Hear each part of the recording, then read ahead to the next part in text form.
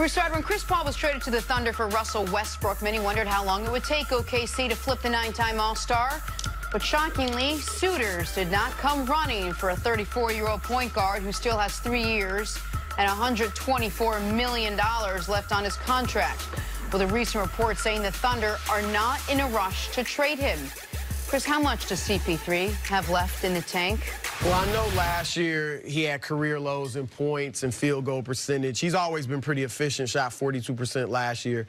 But I chalk a lot of that up to the system and the fit. Now, I think the first year he was there, it worked because he was just all in. I'll do whatever it takes to try to win a championship. After they didn't win it, I think this year, I think the tensions mounted with him and Harden. He got more and more frustrated with the way they were playing, and I think that has something to do with his decline. But I think his game is still there. Not quite what it was, but I still think he can be very effective. He's in his 15th year. Steve Nash led the league in assists his 15th year. John Stockton was still fairly effective. I think he can be effective. The problem with Chris is two things. One, the contract, and his injuries. Like, injuries are just a part of his existence now. The last 3 years, he's missed over 20 games because of injuries. And by the time the playoffs get here, he tends to be worn down. And so that's the biggest problem with him. But I do think he has a lot of game left and could help a contender. The thing is this.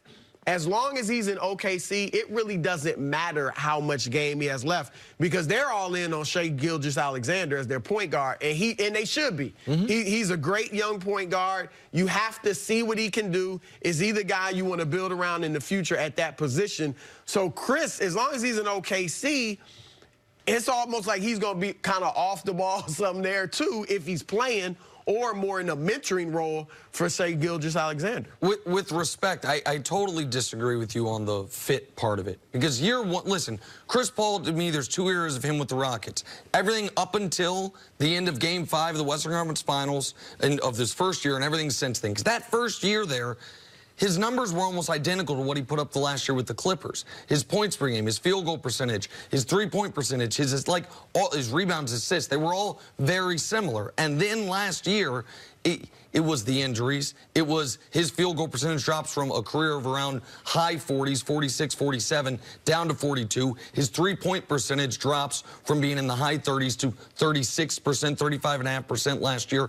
All those numbers fell because, to me, he was even visually in a different place in his career. Defensively, he was not as dynamic as he had been. He was one of the best on-ball point guard defenders we had in this league for a long time, even though he's so small.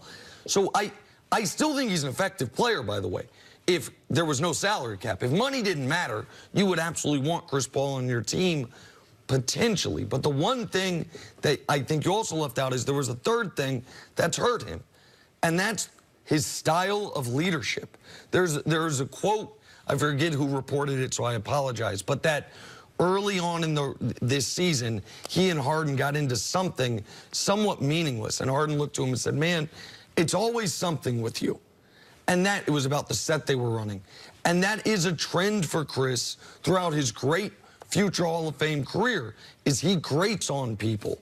And I would imagine you grate on people even more when you're no longer the best guy on the team, when you might not be the second best guy on the team. So that's where the fit's going to be tough for Chris, because do you want him to mentor? Do you trust him to mentor young players? How will he be the first year, gosh, since his rookie season, where he's on a team that doesn't have championship aspirations? Like, these are real questions no matter where he ends up. So, see, do you think this is the beginning of the end of his career, or do you think he's just had 2 sort of tumultuous years chemistry-wise in Houston? No, it is. You can see the writing on the wall. And when you watch NBA players and you watch their skills deteriorate, none go faster than smaller point guards. That's just the way it is. My good friend Isaiah Thomas, he talks about it all the time. It's hard to age in the NBA as an undersized guy. He's had a great career, but this is not surprising. Nick talked about this a couple years ago. When that disappointment in game number 5, when he got hurt, and then they had that wink-wink agreement that they were going to give him that max deal, Nick was saying then, hey, man, it's going to be ugly at the end. We just didn't think the end was going to be the beginning. Yeah. But what got him out of Houston was their pursuit of a championship, but he spoke a lot of truth on his way out. Now, Nick talked about him and his leadership. Harden, sure. Is he a great leader? Let's not get too carried away with that. That's totally fair. The coach there, the owner, hadn't necessarily helped the situation. He's not a seasoned veteran as far as that's concerned, but we knew this was going to get ugly for Chris Paul. When he decided to go there, if they didn't win a championship, if they didn't get beyond Golden State, they were going to be, at least you could say, well, wow, he brought us a championship, so we don't mind paying him. But this is the life in the NBA of a great point guard at the end of their career. Where do we expect him to go out?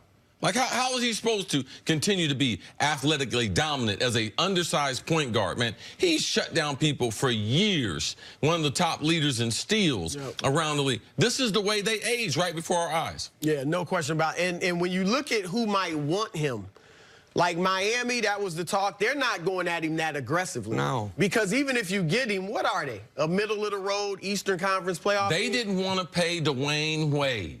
And his jersey going to be in the rafters. Right. They had that little dispute. Dwayne had to go away. They brought him back, but not the kind of money they paying Chris Paul. So if they didn't want to pay Dwayne Wade, why would they give Chris Paul that type of money? I do think, though, last year, I think Chris Paul's morale dropped. Okay. And I do think that has something to do with his poor play. Again, I'm with you guys that he's clearly on the decline.